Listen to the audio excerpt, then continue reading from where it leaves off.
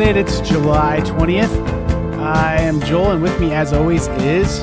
Hey, guys. What's going on? It's Jason. And, boy, have we got a doozy of an episode for you. We're talking sports card games, I guess, today. So that's kind of fun. Yep, that's for sure. Jason, thanks for taking a break from your vape juice. I appreciate it. That's an Easter egg that if you don't listen to every minute of every episode, you may not understand. But you do seem pretty caffeinated, pretty hyped up on that Mountain Dew. So, yep, I'm feeling pretty good right now. Awesome. Well, I'm glad because I am going to need you to give me some good news this week.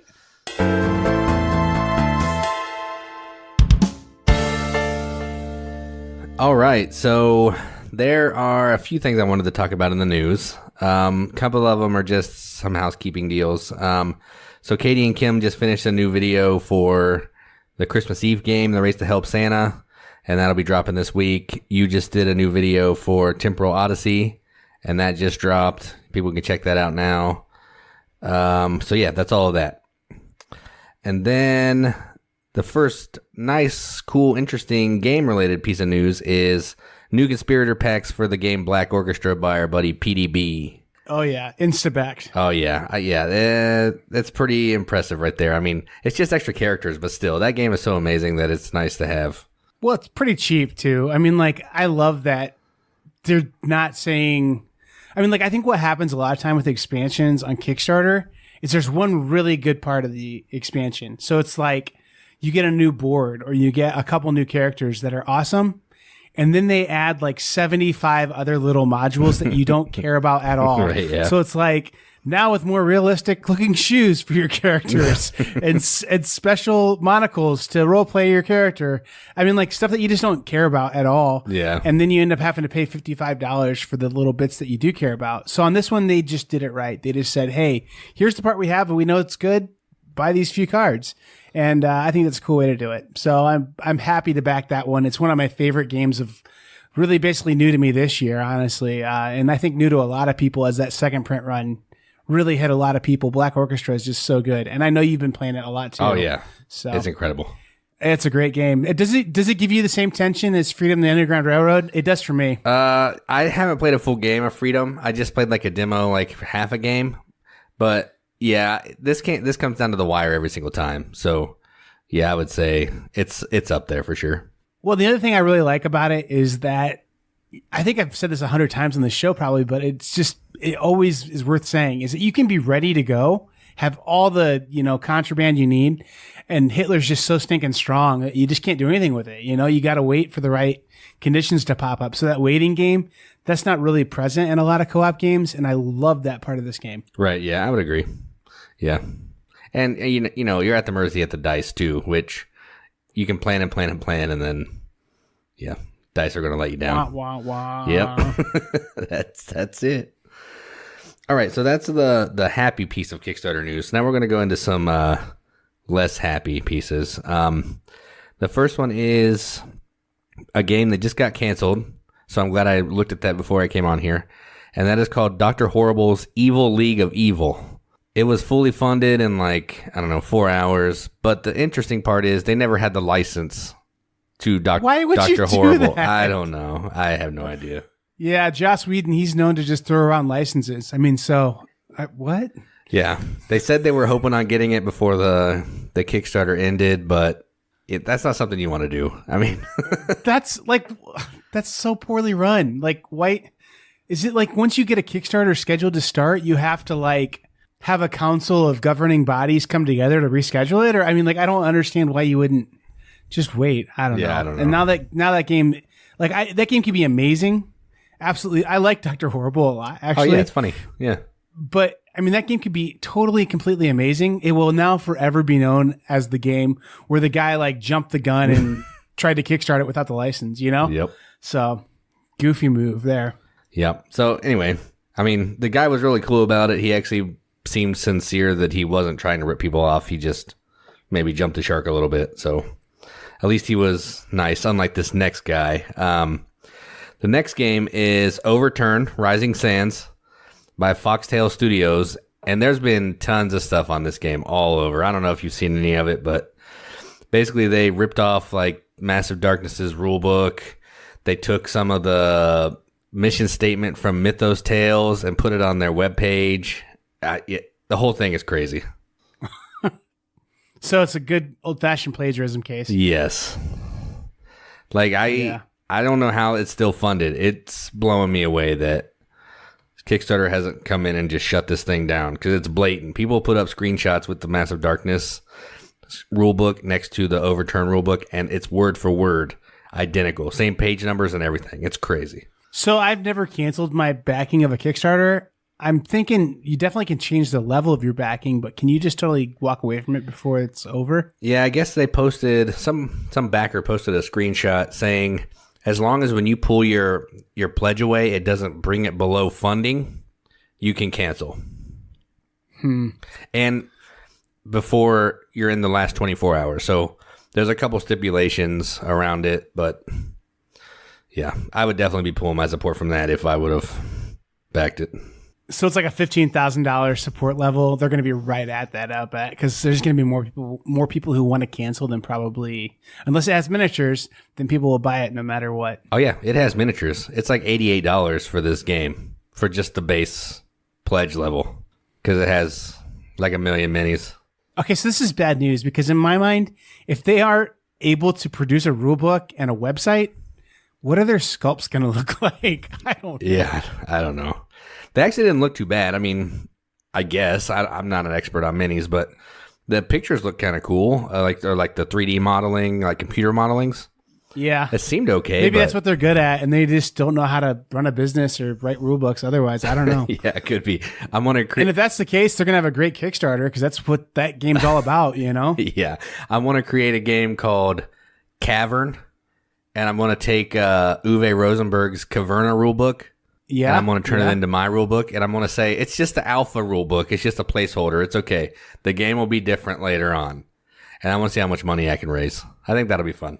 Yeah, I'm going to call mine like Drifting Sands Underturn, and it's just going to be like the Massive Darkness rule book along with the Caverna rule book too. I don't know, maybe. Yeah, I like it. Let's do it. Seriously. I don't know, man. We need somebody to come out and say, hey, listen, Kickstarter's cool, but be conscientious. And then, like, the other thing, too, that, like, it feels like, I don't know, man. I look at the different Facebook groups and Reddit and Board Game Geek, and people talk about how many Kickstarters do you like back a year? And like some of the people are like, I'm a platinum level backer. I back 1,000 games a day. Like, I don't know. It's seriously insane. Like some people like have backed hundreds of Kickstarter projects. And I'm just like, man, I can't think. If you gave me infinite money and infinite, like every Kickstarter was open, I'm not positive there's more than maybe 200 Kickstarters that I'd ever want to back. So I don't know, whatever. Good on you. If you want to back every Kickstarter, go for it. But I am not. I am becoming way more selective with the stuff I buy nowadays. Oh yeah, I've probably only backed. I think I've backed maybe 9 Kickstarters ever. It has to really speak to me, or I'm not going to mess with it. So yeah, I'm with you. Yeah, I mean, like, I think the ones that I am actively in right now, I just got my copy of Kids on Bikes, which is really cool. I'm supposed to Q, like the guy from Anonymous Q, he leaked some information about, the Trump presidency, but then also he leaked me some information about my copy of what is it even called? Folklore of the Affliction is going to come out in August. So that's cool. Are you hip with the whole like Q thing, or was that like a whoosh over your head thing? I know it from Star Trek Next Generation, but that's different. There's this. Oh man, okay. So you got some homework, and like here's the bad news: people who are listening to this show are going to be like, "Oh, that sounds kind of cool. I'm going to go check that out," and like they will turn the podcast off. Don't, because there's so many special ARG hidden messages in this podcast that you need to listen to. So listen very carefully to what we say, because there's so many special secret messages. This is a lie. I am not telling you the truth right now. That's not true. No, the guy Q, he's like, allegedly, he has these photos that are like, you could only have taken him on Air Force One. So he's like connected to the president somehow, but he keeps leaking all this crazy information on 4chan about how the president's like on a witch hunt for like literal witches and like just crazy stuff. That is crazy. Yeah. I haven't heard anything about that. Yeah. You have to check it out. It's pretty bizarre. But anyway, he was telling me some stuff about some Kickstarters. He did say that Rising Sands, he gave me a heads up on that one that, hey, they just photocopied some pages right out of that rule book. So watch out, boy. And then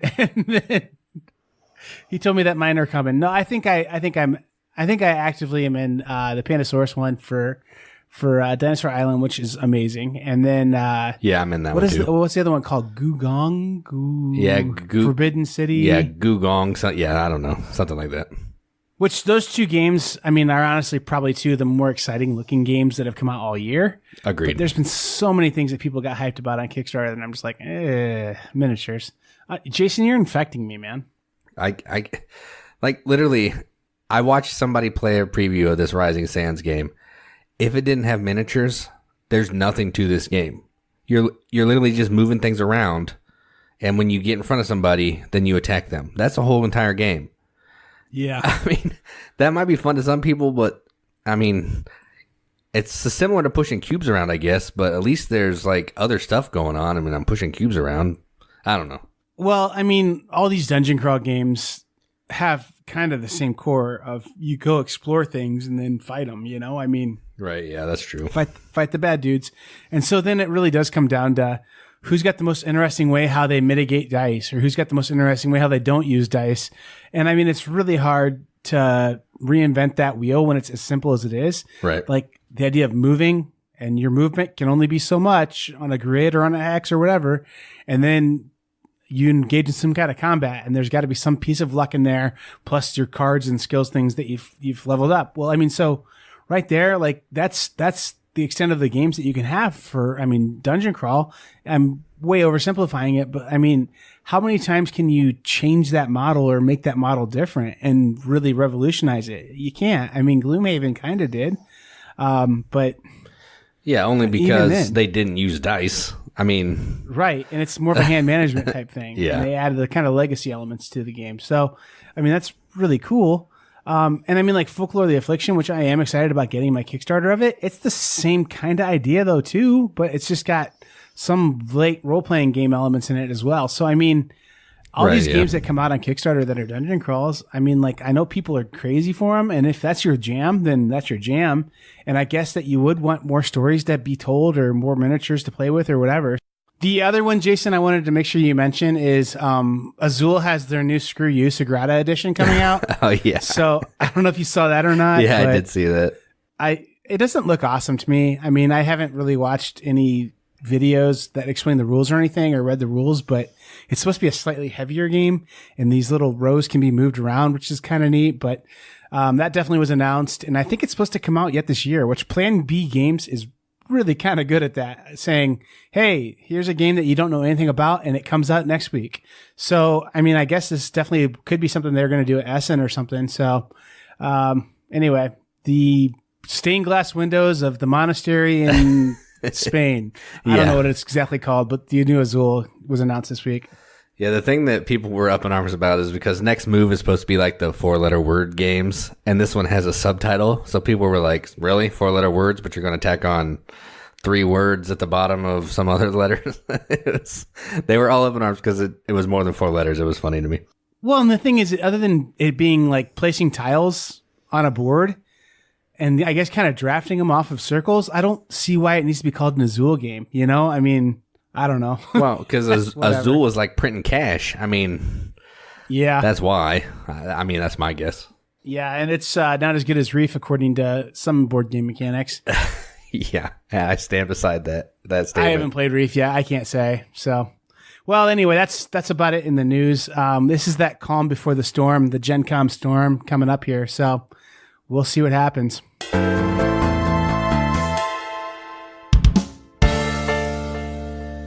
Jason, it was good to be home. I got to play some board games this week. Did you get to play some board games? Oh, man. I always play board games. So, yeah, I actually kind of kicked it old school a little bit. I played Pirates Cove. That is old school. Yeah, it is. It's a Days of Wonder game. So, of course, it looks beautiful. It was a little simple for me, but I kind of liked it still. I'm not sure when it came out, but you're pirates, and you're trying to go around to collect treasure and gold and upgrade your ship at these certain islands.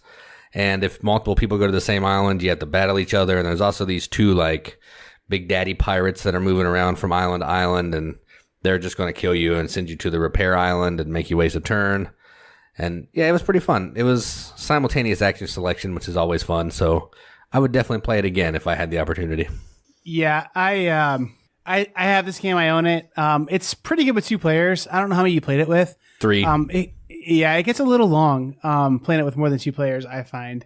So I don't know. It's a perfectly fine game. I have it largely, though, because I have this thing of I really, really like Days of Wonder games because they used to be like the standard for components. And I think they aren't the standard for components anymore, certainly. They're certainly a fine component. They're perfectly okay. But I wouldn't say they're like, oh my gosh, these components are so much better than anything else out there, especially in the era of, Kickstarter and CMod and some of these other companies. So I guess my collection, just because they have such beautiful art and beautiful production on them, is kind of dated premise, but it's a perfectly good game. And the other thing too is the weight of every Days of Wonder game is just right in that family weight game that you can play with about anybody. So right, yeah. This one does that as well. It's definitely an older game. I don't know that I would suggest this game to anyone to go out and purchase it, especially I think this one's out of print right now. So it's expensive. Not super cheap. I think I would suggest Willy Yoho over it, which you have to have cell phones to play that one. But that's a really fun little game. That's a pirate game where the computer does the computer in your phone does all the movement for you, and your combat gets resolved on your phones, and it's kind of a cool little game. I don't know if you know much about it or not, but it's a yellow game. It's really cool. It's my go-to pirate game nowadays, but I think that the older Days of Wonder game definitely is still a good game, and people are playing it. I want to say that game's 10 years old now, and they're still playing it. So I don't know that people will be playing World of Yoho in 10 years. So yeah, good game to play, Jason. Yeah, I mean, I wasn't super wanting to play it, but I didn't know if I would ever get a chance to play it again. And my pastor was really wanting to play it because it's his game. So I was like, yeah, whatever. You can teach me a game because it'll probably be the last time that happens. So go ahead. Yeah, not a bad game though. I mean, is your pastor 45? No, he's 25. Oh wow, he was 11 when this game came out. Then yeah, you could tell too. It looks like a dog chewed on it. It was terrible. Yeah, I got this copy right before it went out of print. I got this game right before it went out of print in trade. So I'm kind of lucky to have it, I guess. But I don't know that it would probably be in the Coliseum category of, dang, I wish I had a copy, but I won't ever. Right, yeah. And then I got the Coliseum reprint from whoever it was, TMG or whoever put out a copy of that too. So yeah. Anyway, well, cool. Pirates Cove, good game, Jason. I'm glad you enjoyed it, at least enough to talk about it here. Yeah, it was fun.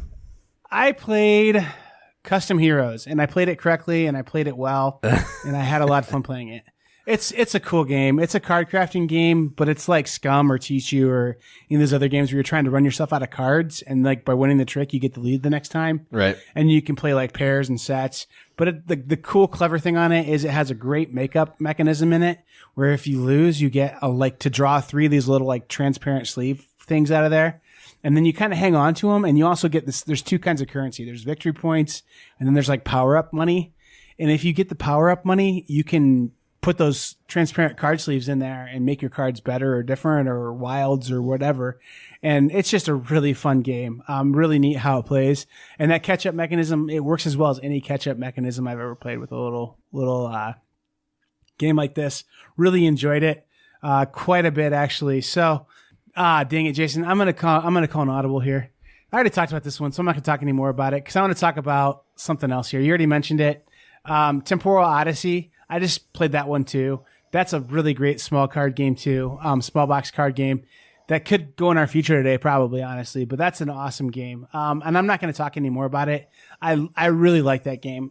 Typically when we get stuff sent to us for free in review copies, or when I've gotten review copies before in other media projects I've done, I don't typically hang on to them just because room's a premium more than having a game as a premium. And, this one's going to stay in my collection. It's that good. So go to YouTube and check out my video on that one. Temporal Odyssey. That's going to be the game I want to actually talk about, not Custom Heroes. Custom Heroes is awesome too, but Temporal Odyssey, just an awesome game. And I don't want to talk any more about it right now. I'll talk about it in a future episode because I'm sure I'll keep playing it. But for now, go check it out on YouTube or check it out on our Facebook page that I did actually put a review of that one up. it's a solid game. Yeah, that's actually gotten pretty good buzz from a lot of other reviewers too. They seem to like it. So I might have to give that one a try, even though it's pretty much everything that I don't like in a game. You did like Magic though too, right? So, yeah, yeah, I did. It's not a lot like Magic. It reminds me more of Codex, which is a game that I like really enjoy. It reminds me a lot of Codex actually, but it's super good. It's super good for a level 99 game too. Like has a lot of streamlined, not fiddly. Like level 99 games always kind of feel like they're kind of loose. They don't have real tight gameplay. Right. This one's super tight, super awesome. So that's cool. Yeah, for sure. All right, so I played another old game. It's not as old as the last game, but I played Imhotep as well. And this is a game I've been wanting to play. I didn't get a chance to before, but Jim and Kim have it. They brought it over. And essentially what you're doing is you're playing you have these building cubes of a certain color, and you're trying to go to one of the 4 areas to build your cube in like the pyramid or the obelisk or the temple, or you're trying to put your cube on a boat to take it to trade at the market to get special power cards.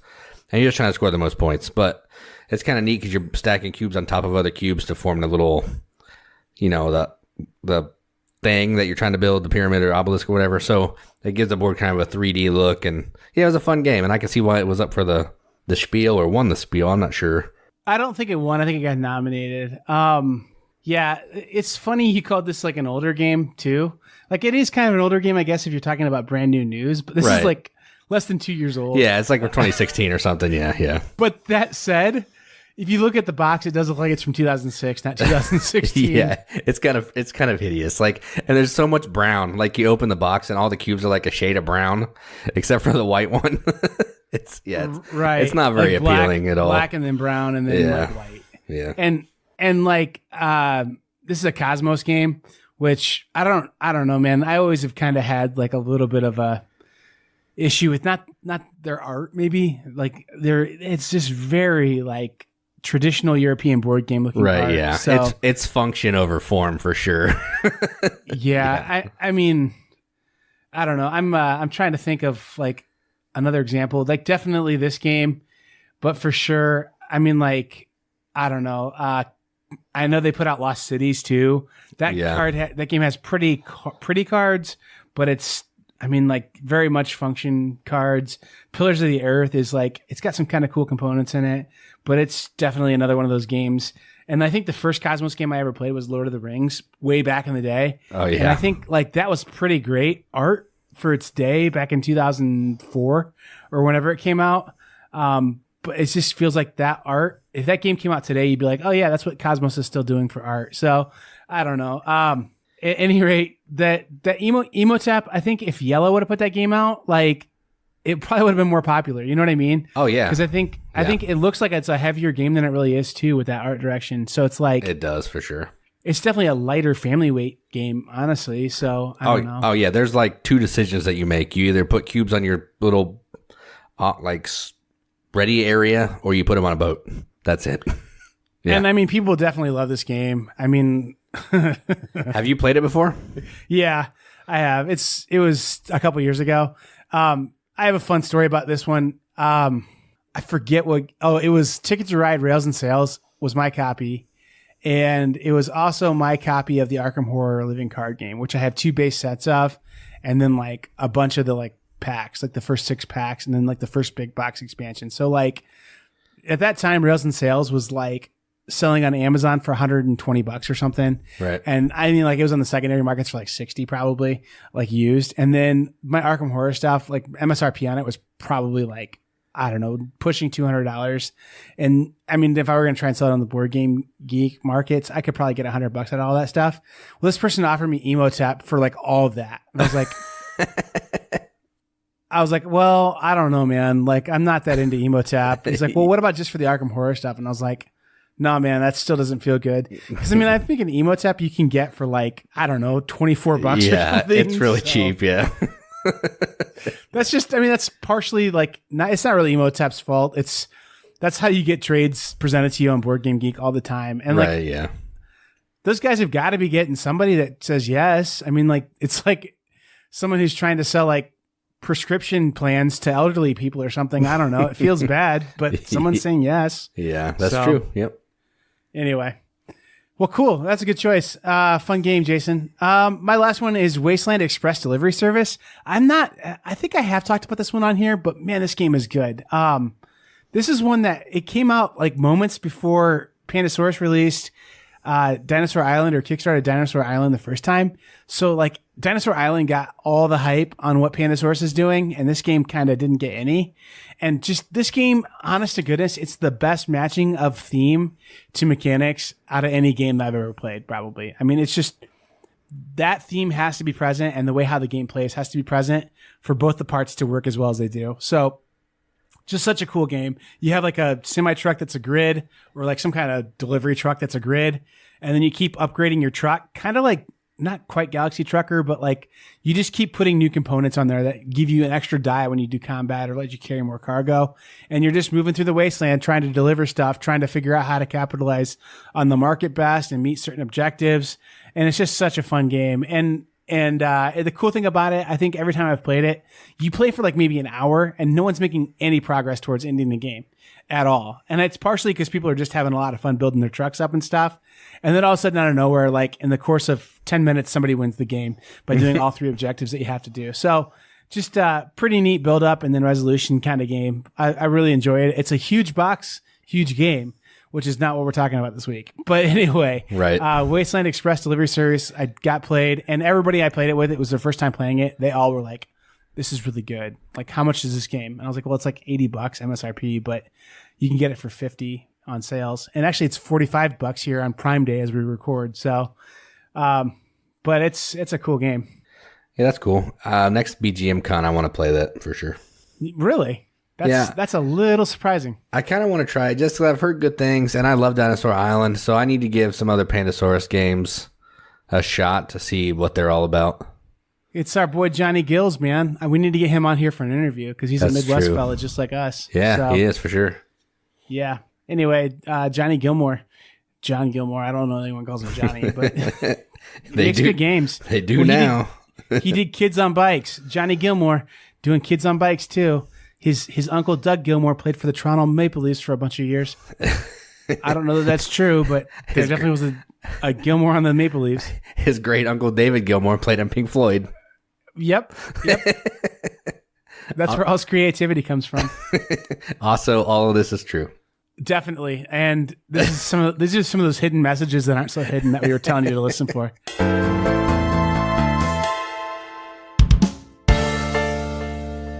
All right, so for the feature today, we're going to talk about games in little boxes that pack a big punch. So maybe they take up a lot of table space. Maybe the game is just super interesting, way more interesting than it looks for a little game. Whatever kind of interpretation we decided to put on that. So we each have 3 games that we'll talk about. So we're going to go back to our normal top 6. And Joel, what's a good game that you have that's in a small box?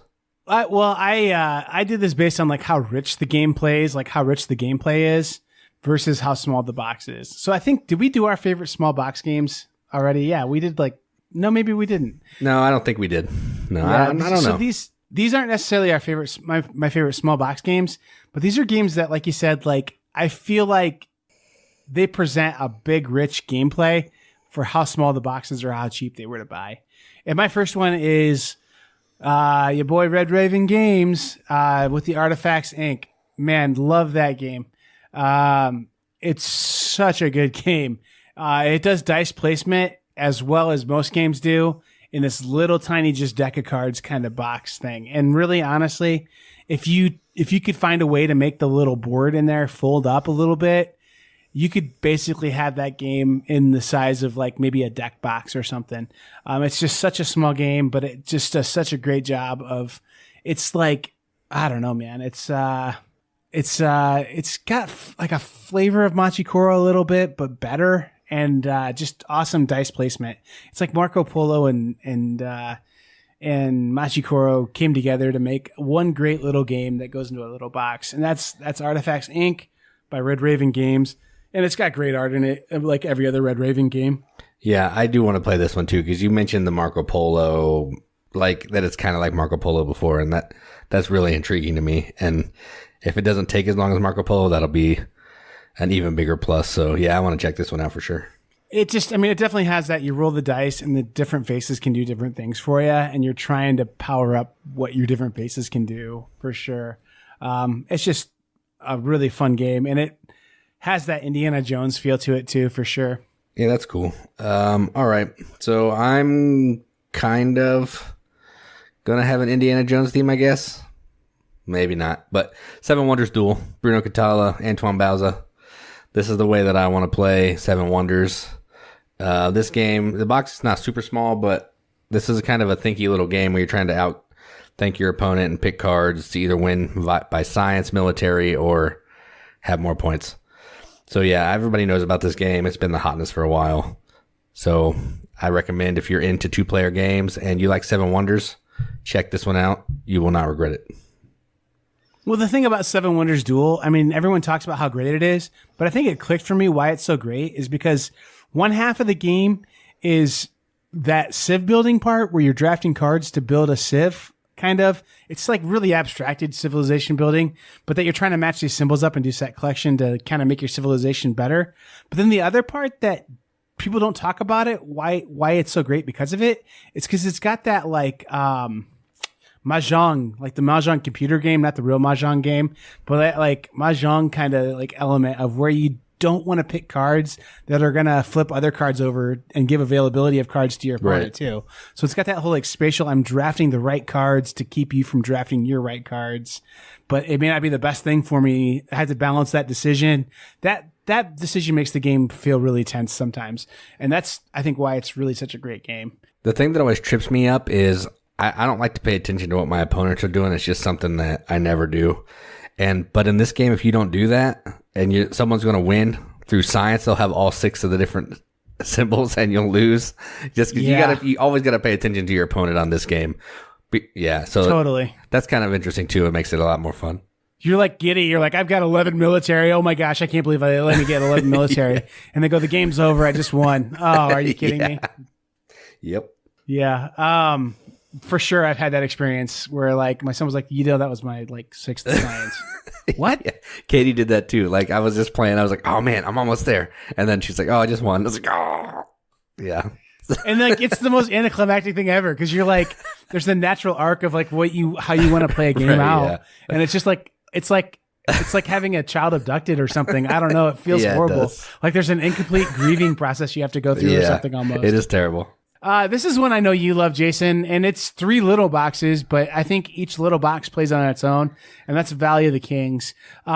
This one plays like as tight and tough a deck builder as any other deck builder I've ever played. I mean, like, honestly, I think I have to think way harder at this game than I do at Dominion or other big box deck builders. Just it requires such concentration and such like forethought and planning out to try and get your sets right and try and just, I don't know. It just takes a lot of thought to make it. And then like you're kind of got the same idea as like Seven Wonders Duel where you're collapsing the pyramid down and you're trying to get it to collapse the way you want it to and not your opponent wants it to. So it's just a really cool game. Really like it. And I think you like it too because you're the one who I think turned me on to it. Yeah. So it's amazing. It's a good game. Yep. Yeah. Tiny box. Great game. Yeah. It's probably one of my favorite deck builders and you can it's really good solo too. You're just trying to get each type of different card in your tomb. But yeah, I've played it a lot solo. It's really fun. Yeah, it's a good game. It's not going anywhere from my collection. I don't have any of the like Afterlife or other boxes. I just have the base vanilla game, and I don't know that I love it enough to spend money to get the other boxes. But like I said last episode, and actually it's kind of funny because it's sort of true. We are seriously filling up on review stuff, man. Like, so anyway, AEG, you might want to send me a couple copies of that game. I don't know. Whatever. We wouldn't say no, that's for sure. Yeah, I don't think we say no to really anything at this point. I try not to, but I will if I have to. Jason, your review of Box of Hair was really good. Yeah. I really liked it. Seems like a fun game where you make little statues out of the box of hair. I mean, whatever, it's fun. I mean, 4.5 rating. I mean, that's pretty solid. Yeah. Yeah, play it with your kids. Yeah. But going back to a more family-friendly game, my number 2, I actually picked up at Origins, and I was deciding if I wanted to put it on this list, mostly because the theme is weird. But it's called Demon Worker. and it's a little box from Japanime Games, and essentially it's a worker placement game. You're recruiting these workers who are little demons, and you're one of the big dogs in the underworld, like Satan or Beelzebub or Asmodeus, and there's one other guy.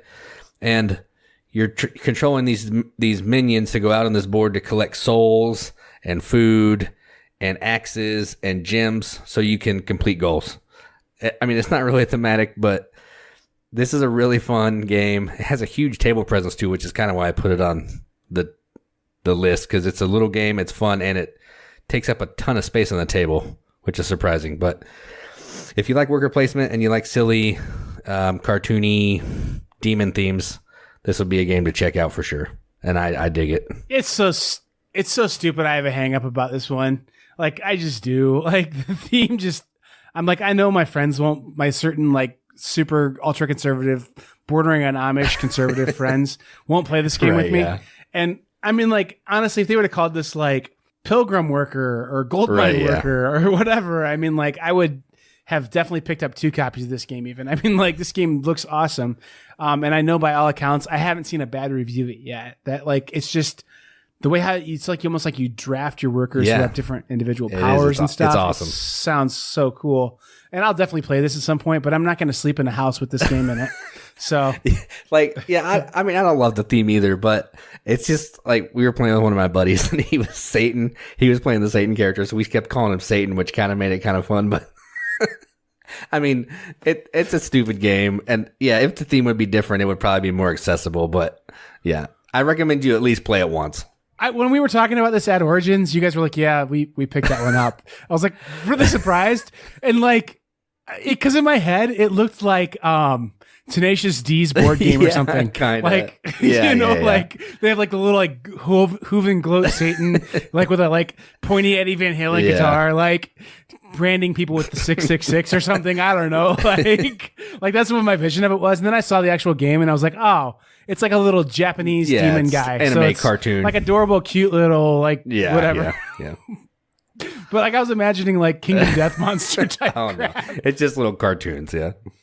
Yeah, no, I mean, it sounds like a pretty fun game, but I mean, like, I do want to go to heaven, so I won't own it. So there's that. Just for the record, I don't think owning that game has anything to do with if you go to heaven or not. Just message me on that one if you care about that. It's all tongue in cheek. It's all good. Yeah. Well, anyway, that was an interesting pick, Jason. Yeah. Well, my last game I have on this list is such a great game in such a small box that they had to blow this game up and make it into a huge game. And that's a true story. Tiny Epic Kingdoms. I know there's tons of Tiny Epic games people love, and the ones that people generally cite that they love are Tiny Epic Galaxies and Tiny Epic Quest, which Tiny Epic Quest is the Legend of Zelda board game baby game. And then the Galaxies is like a little like kind of 4X game in space, but in a tiny box. And so those all deserve like a little wink right now because that's what they're trying to be, are these tiny games in a huge gameplay space that fit into a Altoids tin or something. I guess that's Mintworks, but still. Yeah, Mintworks, yeah. Tiny Epic Kingdoms is one that I really like because it's a 4X game too, to a degree. Exploration kind of game with some like kind of interesting mechanisms in there for combat and stuff. And actually this game evolved into, they inflated it and made it into Heroes of Land, Air, and Sea. So this one did get a big box version of it that came out, but I would say Tiny Epic Kingdoms plays 60% of what you get in Heroes of Land, Air, and Sea in this little tiny itty bitty box that you can buy for like $15 versus $100 for the bigger game. And now I do think the other 40% you get in Heroes of Land, Air, and Sea is kind of a huge deal because you get so many sweet miniatures in there, Jason. So I know I'm pumped about that to get all those minis in that Heroes of Land, Air, and Sea. Yep. That's their motto is perfect for you. Actually, it's like, hey, listen, if you just want the core game and no miniatures, buy Tiny Epic Kingdoms. If you want stuff to paint or stuff that's painted, then buy this big huge box. No, I mean, Tiny Epic Kingdoms is really good though. It's a resource collection, combat, exploration, the whole like all of kind of like a civ building game or like a kind of 4X game in a tiny little package, and it plays out in like, I don't know, 30, 40 minutes. So a lot of gameplay and a really compact package in Tiny Epic Kingdoms. And before people rage and say, "What? How could you pick that over Galaxies or Western or whatever tiny epic board game or whatever?" I don't know. There's like a million of them. This is the one I just like. I don't know, and I think Heroes of Land, Air, and Sea kind of has made me like it more, to be honest with you. But I don't know. It's one that is definitely deserves on this list, and it's kind of overlooked. So I wanted to bring a little light to that one too. I mean, people know Tiny Epic Galaxies and they should, because it's awesome. But this one is awesome too. So Tiny Epic Kingdoms. This isn't the one that has the little board with the shields and stuff on it, is it? It's got like you have a little like a little map board, and then you got like a little resource board, and then you're like building like a fortress kind of thing. You're moving it up these different tracks, and then it's got little like wooden shields and wooden like bits in it that are for different resources. And it's kind of slick how you keep track of them. You move them up a track instead of like collecting a bunch of resources. So there's fewer of them in the game. So, and then it has little discs that you flip over as you explore different like parts of the little tiny player boards, little like player map boards. So I don't know exactly which one you're talking about, but it definitely has some like shields and wooden bits in it. So the meeples don't hold weapons. No, that's not this one. That one's Quest, I think. Oh, yeah, that's right. Yeah, I've only ever played Galaxies. Big surprise. But I am kind of interested in the poker one, too. What's that one? Tiny Epic Western? Tiny Epic Western. Tiny Epic Pyramid Poker by R&R Games. Yeah. Board Game Mechanics brought to you by R&R Games every week now. Yeah, that one seems kind of interesting, but I think all of them are kind of neat just because it's the Tiny Epic shtick is kind of fun. So yeah, I mean, like, and yeah. I think, I don't know, I feel like the company that did that, they were such a small company. They were like, this is a way for us to make a bunch of games and have them out there, and they are hot. I mean, people always buy them. They never go on clearance sale. I mean, you've never seen Tiny Epic Westerns on a miniature market sale for $6, and that's probably the least popular one. You know, I mean, yeah. So I don't know, and they keep putting them out, and now they are putting out bigger box games. But like I've heard someone say about Tiny Epic Galaxies, and I can't debate them on it, is that, man, why didn't they just charge $10 more for it, make it a $35 game, and put it in like a Bruges size box, so that way everything's not so tiny. And I kind of get it. Support that. Now that I'm an old man, I kind of get that. Like my big fat unnimble fingers can't grab little bits, and I can't see little cards. So, right, yeah, I would agree with you there. All right, my third pick is another AEG little box game. It's actually the same exact size as Valley of the Kings, and this is called Sail to India. It's a Hasashi Hiyashi game, I believe. And this game is an exploration game, kind of, along the sea. You're sailing from, I don't know where you're taking off from, I forget, but you're trying to get to India. And essentially it's cards and cubes. You're using the cubes as your money, you're using the cubes as your tech tree tracker, and you're using the cubes as your boat. So you're trying to figure out the best way to use the cube to be the most efficient, and you don't want to run out of cubes because it's going to end the game. So you're trying to, make sure you don't have a pile of unused cash that could be boats that you could be sailing the seas on, and you're also turning your boats into buildings on the cards to turn them into goods and points at the end of the game. So this is feels like a big Euro game in a little tiny box, and I love it. So that's Sail to India by AEG. Is this the one that was really hot at Origins this year? Or am I thinking of something else? No, this is an older game. I mean, we got it our first year at Origins, so like 4 or 5 years ago, maybe. Yeah, there was a game that had to do with India this year at Origins, and I don't remember the name of it, but that's not what you're talking about. So Sail to India. Cool. Nope. I don't know anything about this one. That's Sail to Osiris, maybe, is what you're thinking of. Could be. I don't know. Yeah, I don't know. And I thought it was kind of an independent company that put this game out this year. I don't know anything about Sail to India. I'll have to check it out. You should check it out. It's amazing. It's just cards and cubes, but the decision space in there is amazing. It's the same guy that does Yokohama, so it's that kind of game in a little tiny box. Huh. That's cool. And the guy who did Yokohama did a couple other games that I really like too. So yeah, he's done a ton of stuff. Very cool. All right, Jason. So it's crunch time. Who are you giving your award to? Who gets this game is the definitive big game in a small box. Of the 3 that I have on the list? Yep. I would probably go with Seven Wonders Duel. Yeah. Of my 3. Yeah. That's a good pick. I got to go with Artifacts Inc. for me, because I was kind of blown away by how much game was in that little box. So Artifacts Inc. is a really cool game. And I think you'd be happy to try it sometime too. So that's totally. going to be my champion as well. All right, so let's start informally something here. If you listen to this point in the podcast, put up your nomination in the comment section somewhere. Who do you think is the champion of the small box big game category? And I know that if we did Artifacts Inc. versus Seven Wonders Duel, I'm not an idiot. I know everyone's going to pick Seven Wonders Duel. Yeah. But Artifacts Inc. is awesome. So Right, yeah. All right, anything that didn't quite make the list, Jason? Yeah, I have a couple honorable mentions that I wanted to talk about. I actually put a question up on social media asking some people what some good small box games they liked were. And one person actually said one that's on my honorable mention, and that game is Akrotiri, which is a little 2-player pick up and deliver game where you're trying to explore and build temples. So that's a good one. Harbor, which is Tiny Epic Le Havre. My Star, which is another little AEG card game. A new 2-player game that just came out from Keymaster Game called Caper. And The Bloody Inn from Pearl Games are on my honorable mentions list. Yeah, did you love Caper? I just saw your review of that. Dude, it's amazing. It's so good. Yeah. And then Harbor calling it Tiny Epic Le Havre. That's what it is, man. Perfect, because it's the same designer as the Tiny Epic games. Yeah, it is. It's Le Havre. Like, I played Harbor first, then I played Le Havre. I was like, wait a minute. I've played this game before. That's funny. And like when I meet Scott Alm someday, he'd better be like 5'1", 105 pounds. Yeah. To have made all these little tiny games. I think he seriously does all the little tiny games, right? I mean, like that's his jam. Yeah, all the Tiny Epic stuff. Harbor. He has a couple other little ones too, I think. Yeah. Yeah. Is he the guy who did stuff for TMG as well at one point? I want to say he might have made Kings of Air and Steam. That might have been him. Might not have been. Don't quote me on that. I have some other dice game that he did too. And it's not a small game. I just don't remember what it is. Yeah. I have a pair of honorable mentions too, Jason.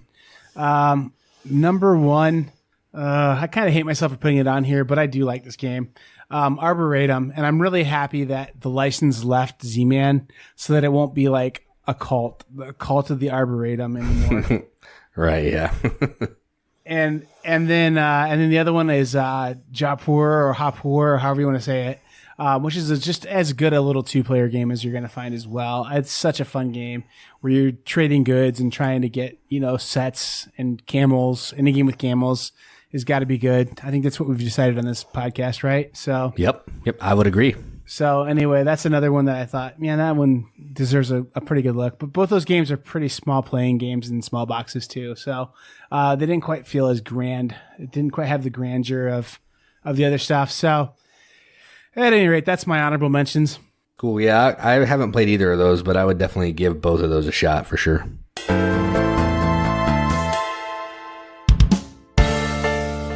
Well, cool. And we aren't going to throw anything in the Hall of Fame because we're already, this is our time.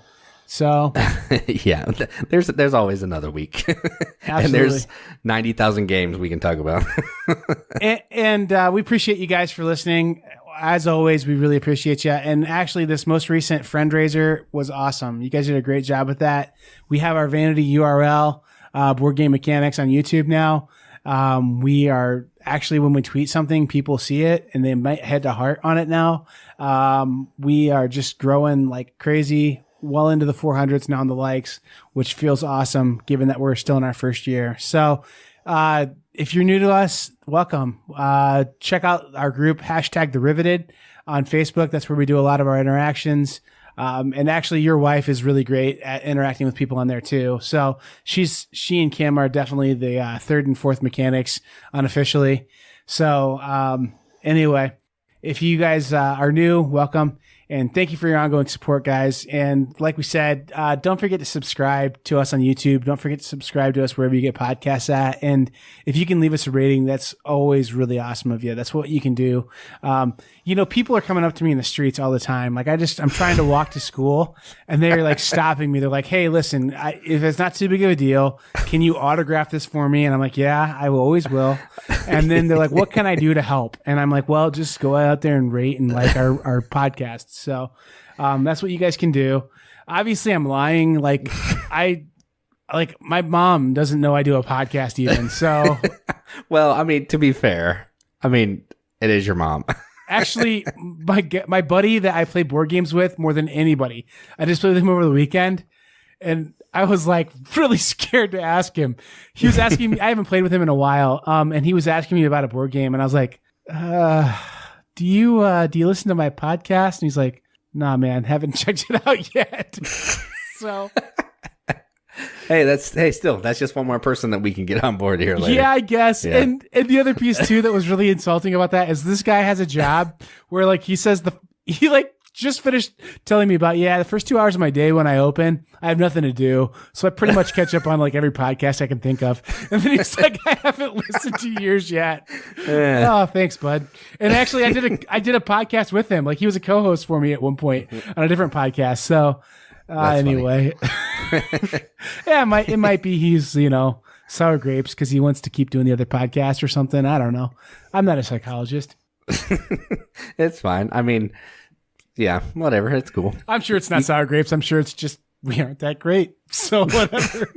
He'd rather listen to the good people like Heavy Cardboard and Rolling Dice Taking Names and all those peeps, I guess. Yep, the good boys. And I'm pretty interested you didn't mention the old Vassal Boys and his crew, but well, because I don't listen to them either. But I do like Heavy Cardboard, though. No, you? Yeah, I love Heavy Cardboard. And to go along with all this nonsense, we're also running a giveaway through Everything Board Games, and that's going on, I think, till the 29th. So if you want to get interested in that, go over there and check it out, and you can win a review copy of Mana Forge or Pixel Glory Light and Shadow. So go check that out and see how to enter, and you might get a game. And I would say this too. Look for our recent YouTube stuff. But by the time this comes out, I think I will have had a couple of reviews come out this week. One on, like I already mentioned, the sweet little level 99 game, Temporal Odyssey. And then I also have a prototype of an upcoming Kickstarter, which is always exciting to do, of a game called Iron Rise, and it looks really interesting. So check out my thoughts on that if you can find us on YouTube.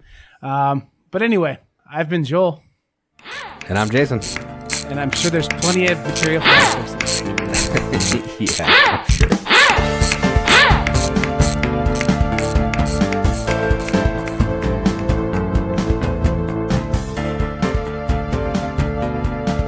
Seriously, man, Gilmour's guitar, like the tones on his guitar are like unmatchable. Like that guy, he's a prodigy of making guitar have a certain special sound to it. Anyway. Yeah, I'm with you all the way. Yeah. You better not edit that out, Jason. Oh, I love David Gilmour. That's staying in. Good work.